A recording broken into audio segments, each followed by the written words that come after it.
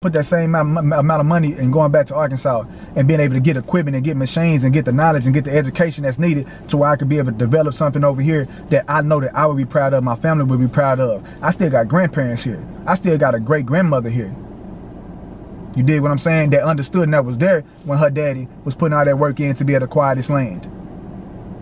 She don't have none of her grandchildren that's actually showcasing tangibly their appreciation for the land.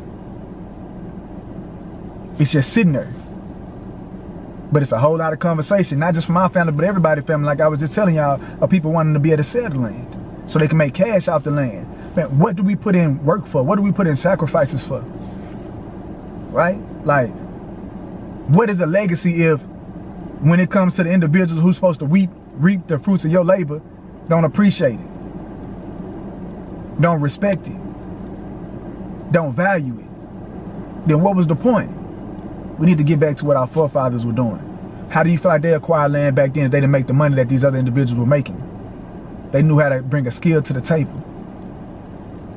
And before bringing a skill to the table, they knew how to make the table. They had vision. That's a whole nother story. Everybody talking about what you bring to the table. Man, forget what we bring to the table. Who know how to make the table? I'm the one that make the table. I'm the one that can see a tree and have vision and be able to turn that tree into a table. Turn that tree into a chair. Like, that's what I bring. I bring vision. So whenever that conversation come along on what you bring to the table, I check out immediately because it's already clear. But how you think the table got here? From vision. And that's what I come with. So I'm not even a part of this conversation. I'm gonna leave that for y'all. Again, distractions. We worried about the wrong stuff. What we need to be worried on is what we supposed to be doing on this end. What we supposed to be doing on this end. Now, I ain't gonna lie to you though. It is, what's today? Today is day 7. Like I told y'all, man, going into 2025, I was gonna be dropping a video a year. I mean, a video a year. Nah, that would not be great. You know what I'm saying? I was gonna be dropping a video a day for all of this year, for 2025. And I'm not gonna lie, I really thought it was gonna be, you know, I'm not gonna say more difficult because I knew I could do it. I knew I had it in me. At the end of the day, we just gotta take accountability, right? Like, just being lazy. You know, I wasn't really walking in my purpose like I was supposed to. But again, past tense, like I was supposed to. But now I am. And I started seeing how easy it is because I'm a student always. I'm a servant first and a student second. You know what I'm saying? For anybody who know me. And I say that because I'm constantly learning and constantly learning. And it never really clicked until it was time to click that just speak on what I learned for that day or for that week. And by doing so, obviously, you know, it's possible to drop a piece of content a day.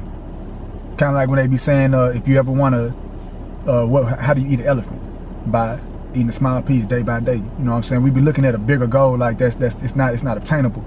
And I don't even look at it like it's not attainable. I just looked at it like, is it even worth my time, my effort? Then I had to switch my thought and realize it's not about if it's worth my time, like, cause my time is not mine. You dig what I'm saying? My time, I'm here for one reason and one reason only, and that's to be of service, and that's to be able to fulfill my purpose.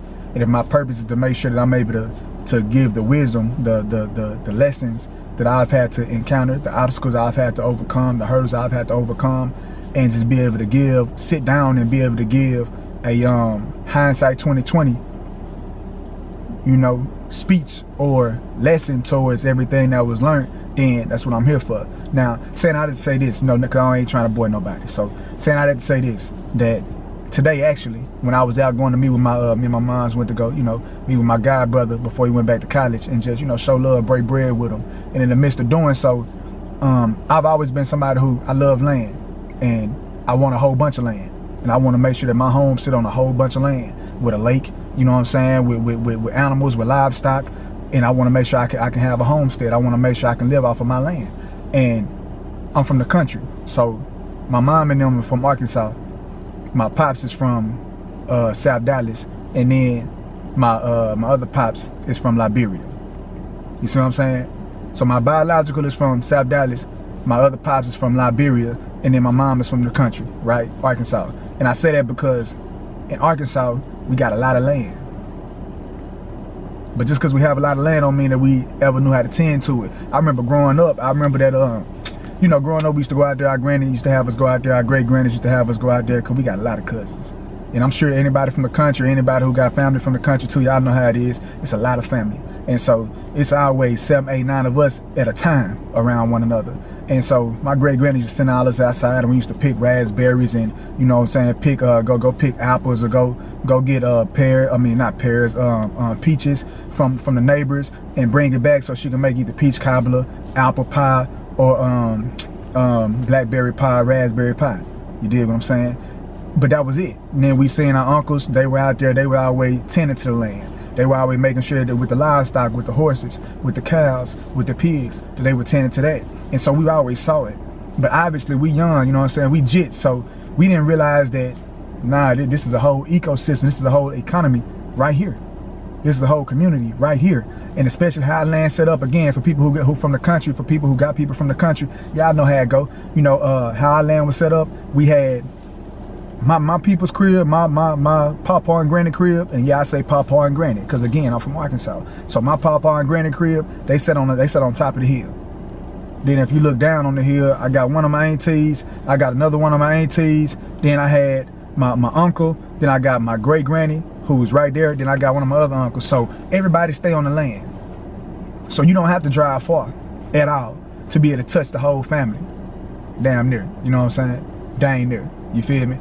And so, saying that to say that I always saw people working the land, but we never knew how to tend to the land. And not because they didn't want to teach us, but you know, we young, so we wasn't coming from no headspace. We trying to play, we trying to hoop, we trying to go run around, we trying to, you know, I mean, whatever we trying to do, we kids, man, we trying to be out there. You know, we actually having fun. This is before social media, so we actually having fun. Like we actually, you know, out there playing basketball 2, 3, 4, 5, 6, 7 hours a day. Sweating, drinking out the water fountain, the water hose, because we not trying to go in, because they already told us, hey, y'all come back in one more time, y'all staying in. That's when everybody used to make sure we had everybody accountable, right? That's a side note. So I know we can hold each other accountable because we did it when we was kids. You know what I'm saying? I knew that back then, hey, if they say we can't, if we go back in one more time, that's it. But we gonna make sure, hey, not now one of y'all better not go. I don't care if you get hurt, you better not go back inside. Matter of fact, hey, it's my fault, hit me back. If I did something, hit me back. If I fouled you, hey man, go ahead, get your lick. Whatever you do, don't open that door, because if you open that door, now we all gotta go in. And then, you know, you always had that person at times, because they was upset in their feelings, they'd go in because they knew it was gonna have to go in, you know. And then, hey, they saw us later on that evening, you know, when everybody went to sleep. But again, not to go on no tangent, saying that to say that back then we wasn't focusing on taming land. We was focusing on playing with our cousins. And I'm not gonna say I regret that, because I enjoy playing with my cousins. However, I hate that we did not also learn how to tend the land. I hate that our uncles and stuff did not also teach us how to be able to tame the land, because that's a skill set that's needed, especially in 2025. And I'm saying all that, I'm giving you all that story, and I just talked to you about something that y'all don't even care about, because y'all don't know me from nobody else. So y'all don't care about my family, but I promise you it's a reason for this story. So I gave you that story, I painted that picture for you, because as I was coming back today from visiting with my guy, bro, before he went back to school, I seen somebody driving a tractor on some land. And so naturally, knowing me, and I was with my mom, and I was like, hey man, I need to figure out, hey, I found the address, you know what I'm saying? I figured out the address, and I was gonna just go back on my own time. And she like, you want me to turn around? I like, bet. You know what I'm saying? So she turned back around, because she know me. She turned back around, and I hopped out real quick, you know what I'm saying? She hit the lights, I hopped out real quick, and I went to go talk to bro who was on the tractor. And I simply asked him, I said, hey man, listen, I need to learn how to be able to fix land. I need to learn how to tame land. I don't care what I gotta do. If you could show me, if you could teach me, if I need to come out here and work with y'all, I just want to know how to tame the land. I just want to know how to be able to make sure I intentionally know what I'm doing with this land, because as y'all saw in one of my other videos, we have to be good managers of resources. That's the only way God gonna give us more. We have to be the best managers of our resources, effective managers of our resources. Time is one of them, but resources also means everything else that God has already given us. And as I started thinking about that and sitting on that and marinating on that, it was like, nah, bro, like we talking about what we want in the future. We talking about we want, you know, 10, 15 acres in the city. We want, you know, we want a lake house. We want to have 3 different dual citizen or multiple citizenships, and have dual citizenships, and have multiple homes and different residences and all that. But what are we doing with what God already gave us? In Arkansas, we got 80 acres of land. What are we doing with what God already gave us? How are we being good managers of that already? How are we being good managers of those resources? Yeah, we praying and we asking God for more. And that's when they say that He's not gonna give us more than what we ask. He's not gonna give us more than we can bear. And it's not based off of what we can't do, it's what we're not doing. So how can I expect for God to give us more acres, give me more acres, give you more acres, us more acres, when we're not even taking care of the land that we already have? And a lot of people from the country, y'all know exactly what I'm speaking on. Because a lot of people from the country, y'all know y'all family was left land. Y'all know y'all great-grandfathers or mothers, or y'all papas or grannies worked to where they was buying land for 50 cents an acre, 25 cents an acre, back in the days where they was, some of them was just getting out of slavery, some of them was just becoming free slaves, some of them was doing whatever they had to do, some of them was selling watermelon, selling blackberries, selling oranges, selling whatever labor they were doing. Their checks were 25 cents, 35 cents, 50 cents. And for those who had just a little bit of wisdom, because back then knowledge was not accessible to everybody, knowledge was actually kept. Excuse me. And that's why I always say now that wisdom is not mine, because I understood what it did back then. People kept that wisdom, people kept that knowledge from individuals intentionally. But one thing they failed to do was realize that they don't hold the key to knowledge. They can try to delay it for as long as possible, but when it's meant to get to somebody, it's gonna get to them. And I'm saying that because, at least in for my story, and with my family, and I'm sure some of y'all who live in the country or from the country or got people in the country can probably relate to it too. But from my story, my great-grandfather started buying acres for 25 cents an acre, 50 cents an acre. Fast forward with having 8 kids, 9 kids, or how many kids, you know what I'm saying? Like, so fast forward to, we'll say 2025 now, but really fast forward to 1990, 1992, when I was born and like that. Like, fast forward to then, over 80 acres of land has been accumulated. Do you know how much sacrifice went into making sure he can be able to accumulate 80 acres of land? Do you know how much literal blood, sweat, and tears went into making sure that he can accumulate 80 acres of land for his kids or his grandkids? True legacy.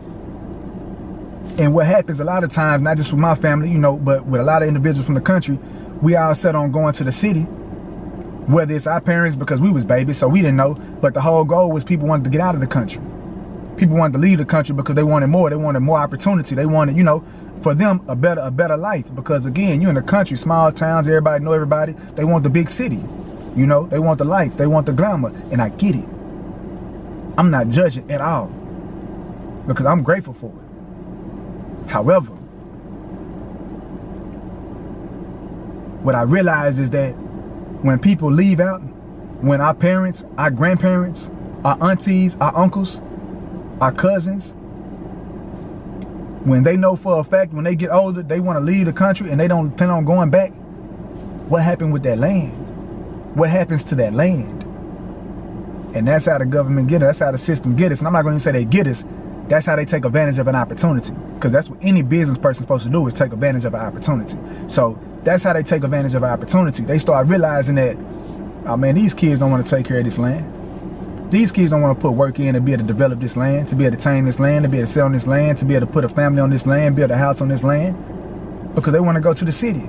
So I could just go ahead and get them and throw them a couple dollars in comparison. So, for instance, if the acres probably cost about, let's say, 50,000 an acre, for example, I could just throw them a quick 10,000 an acre. You see what I'm saying? Because they need cash to be able to move to the city. And then boom, they gonna go ahead and take that cash. Now I just took a $50,000 plot of land for 10,000. Now I could be able to sit on it for a little bit, sit on it for 5 years, 6 years, 10 years, and then that land go from 50,000 to 100,000, 150,000, and now I can sell it if I want to, or I can just sit on it. True legacy. And I'm saying that because that's what a lot of times is what happened, and that's the purpose of this video. A lot of times what happened is, I feel like the world has brainwashed us. And when I say us, I mean my generation, the generation right before me. The world has brainwashed us into thinking that we want to be in the city more. We want to work more. We want to make sure that we can be able to have glitz and glamour. We want dual citizenships. We want this, we want that. But at the end of the day, if everything were to go to zero, if there's another, 2020, I don't want to say the words because I don't want to shut stuff down, but if there was another 2020, when everybody got to stay at the crib, I guarantee you wish you had land at that time. When everything was leaving from the stores, I guarantee you wish you had livestock on your land, that you had fruit on your land, vegetables on your land, or that you had neighbors who had fruit on their land or vegetables on their land or livestock on their land. That way y'all could be able to actually do that real bartering system. I guarantee that would have been a benefit. What I'm saying is, did that not teach us something? Did 2020 not teach us something? Did 2020 not teach us that no matter what, the best money in the world, the best resources in the world, the best currency in the world is God's currency. It's God's money. It's God's resources. And that's land. You can't make no more land. You dig what I'm saying? You can't make no more land. And I'm saying that because for me, I realized that early on that I want more land. And so as I got to, I say probably a year ago, year and a half ago, it really started hitting with me, because that's my mom's side of the family I told you about. But my pop's side of the family, that's from Dallas, I started doing my research into them and realized that my great-great-grandfather on that end did the exact same thing. Accumulated as a free slave when they shipped him from Alabama down here to Dallas as a gift. He was able to, not knowing how to read, he knew how to farm the land. And so he was able to use his expertise of farming the land to be able to acquire more and more land. And in him doing so, he acquired over 200 acres. What some people that, if y'all familiar with Dallas, which y'all might know of now, is Right Rock. Which y'all might know of now is North Dallas. He acquired over 200 acres during that whole time. The same exact thing happened in that situation. After he passed, his grandkids, they appreciated it, but what were they gonna do with it? You know? They didn't know how to be able to tame the land, farm the land. Okay, so then after them, once they have kids, they for sure don't know how to tame the land, farm the land. So then what you think they thinking? They trying to cash out. So now they trying to figure out, okay, how can I be able to sell this land so I can be able to have this money? Right? So what they end up doing? Selling a lot of the land, majority of the land. And then what did the government, what did the system, what did the state end up doing with it? They figured out a way to be able to make money on it. They turned some of the land into parks. They turned some of the land now where you got hospitals sitting on top of it, making billions a year. Because again, they had a vision, which go back to that last video that we just talked about. Where there's no vision, people perish. They had a vision. And they knew that, okay, if I can acquire this, then over 5 years, 10 years, 15 years, 20 years, 30 years, I'm gonna be able to create something on here that my kids can be able to live off of. That's where we mess up at. I'm not blaming nobody. I'm just taking accountability. That's where we mess up at. We mess up in not realizing, not being able to have enough vision to where we think, and we think past just us. And we think past just our ego. And once I got that out the way, because again, I can't speak, I'm the main one. I spend more money, man, at high rises than a lot of people I know. And I just be thinking sometime and reflecting, what if that same amount of money I was giving to these high rises, what if I put that same amount of money into land? Not even into land, what if I put that same amount of money and going back to Arkansas and being able to get equipment and get machines and get the knowledge and get the education that's needed to where I could be able to develop something over here that I know that I would be proud of, my family would be proud of. I still got grandparents here. I still got a great grandmother here. You dig what I'm saying? That understood and that was there when her daddy was putting all that work in to be able to acquire this land. She don't have none of her grandchildren that's actually showcasing tangibly their appreciation for the land. It's just sitting there. But it's a whole lot of conversation, not just from my family, but everybody's family, like I was just telling y'all, of people wanting to be able to sell the land so they can make cash off the land. Man, what do we put in work for? What do we put in sacrifices for? Right? Like, what is a legacy if, when it comes to the individuals who's supposed to reap the fruits of your labor, don't appreciate it, don't respect it, don't value it? Then what was the point? And so on my end, I had to check myself. I had to have a heart-to-heart with myself. I had to hold myself accountable. And I had to realize that now it's on you. You can't blame nobody else, because now you have the knowledge. And like I always say, all I ask for every day is knowledge, understanding, and wisdom. And so once I had the knowledge of knowing how valuable land is, and how important land is and how necessary land is for me and mines. And then I got the understanding, which is what I'm doing currently, which is what I was telling y'all about in the beginning when I went and talked to one of the farmers and I asked, hey man, can I train with you? Can you teach me? Can you educate me? I don't even want to get paid. Just give me knowledge. If you give me knowledge, I'll give you manpower, I'll give you labor. That's all I want. That's how I'm gaining my understanding. And then my wisdom coming from me saying, okay, I see how this stuff is going now. I see what they're doing. People just sit back. They just sit back and they realize, okay, eventually people gonna stop paying taxes on their land. These families who got 50 acres, 80 acres, 100 acres, 200 acres. Okay, the people who originally accumulated the land and acquired the land, they gonna make sure they take care of it because they still remember, because they put blood, sweat, and tears in. Okay, now their children, most of them remember their parents putting the blood, sweat, and tears in, so they gonna still value that land. So if nothing else, they at least gonna make sure they paying the taxes on it. But then the question comes in and start getting tricky when it comes to their children.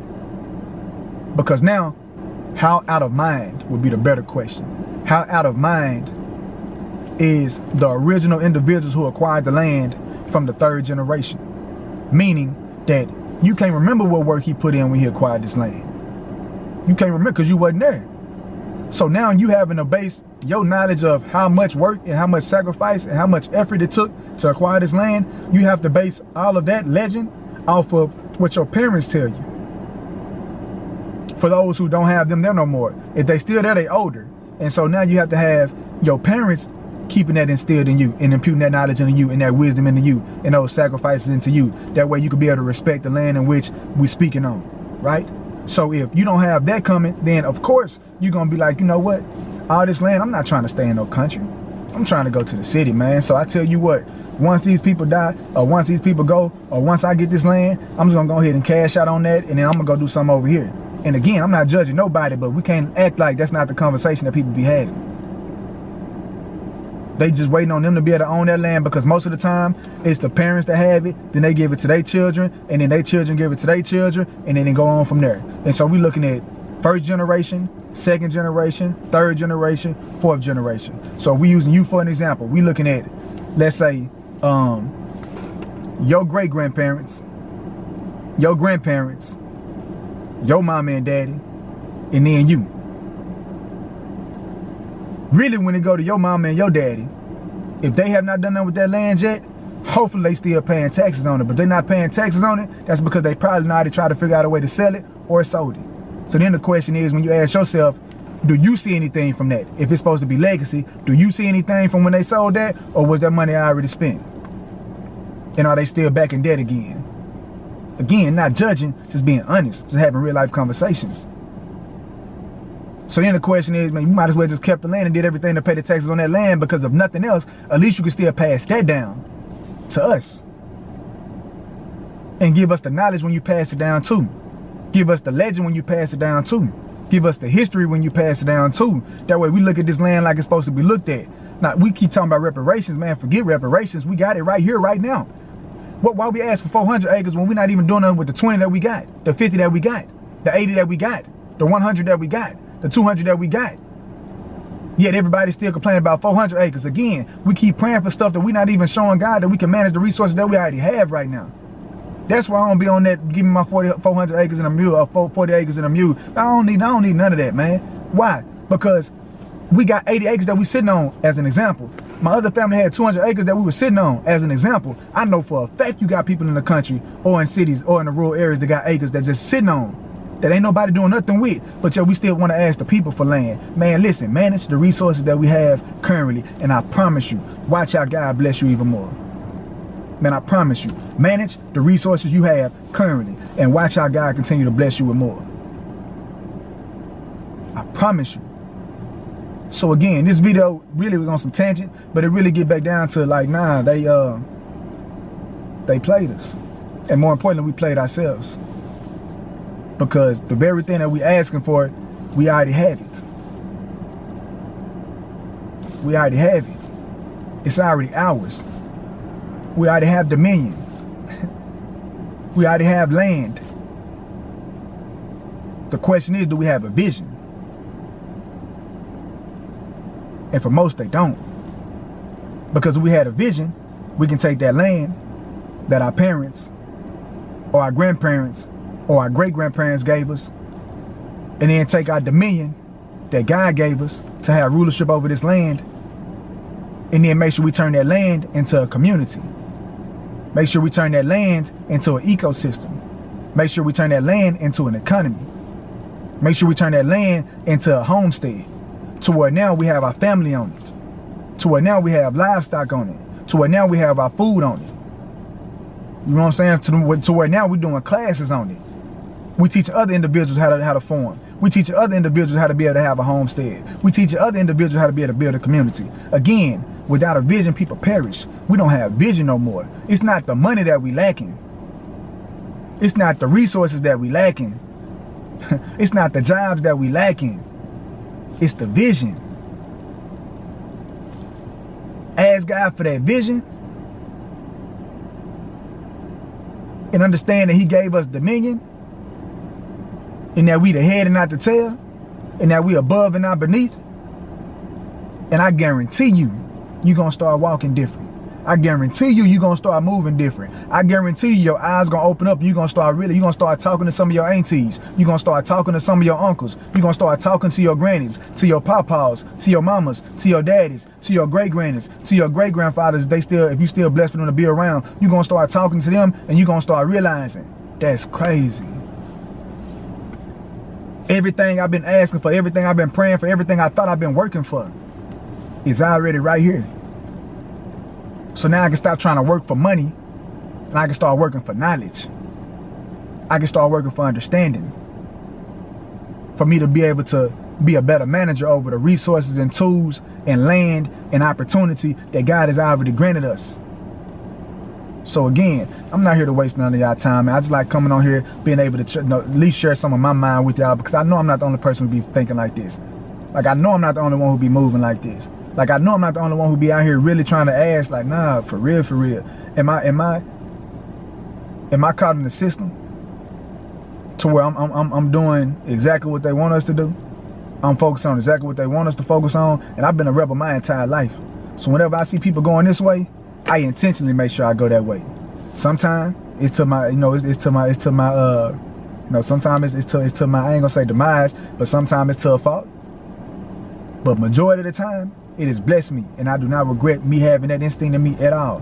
Why am I saying that? Because while everybody's looking at trying to move out, while everybody's looking at trying to make sure they get houses in the city, while everybody's looking at trying to do this or do that, do you realize it's a $27 billion or $27 trillion industry going on right now when it comes to this farmland? Why? Because the farmers are getting old. They're in their 60s. They're in their 70s. That could be your grandparents. That could be your parents.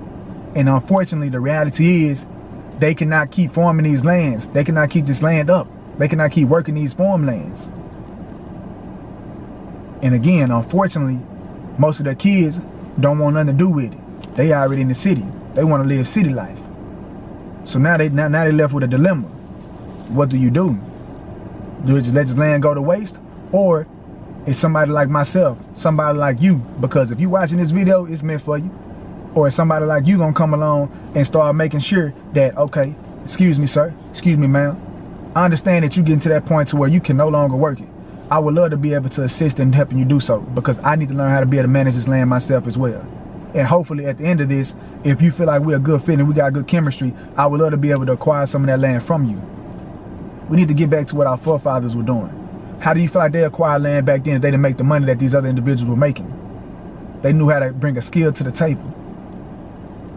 And before bringing a skill to the table, they knew how to make the table. They had vision. That's a whole nother story. Everybody talking about what you bring to the table. Man, forget what we bring to the table. Who know how to make the table? I'm the one that make the table. I'm the one that can see a tree and have vision and be able to turn that tree into a table. Turn that tree into a chair. Like, that's what I bring. I bring vision. So whenever that conversation come along on what you bring to the table, I check out immediately, because it's already clear. But how you think the table got here? From vision. And that's what I come with. So I'm not even a part of this conversation. I'm gonna leave that for y'all. Again, distractions. We worried about the wrong stuff. What we need to be worried on is what we supposed to be doing on this end.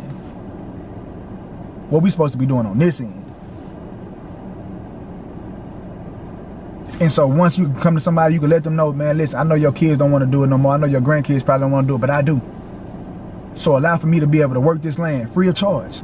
And all I'm asking is that with me doing so, when it get to that point to where you ready to either sell or give it up, just keep me in mind first.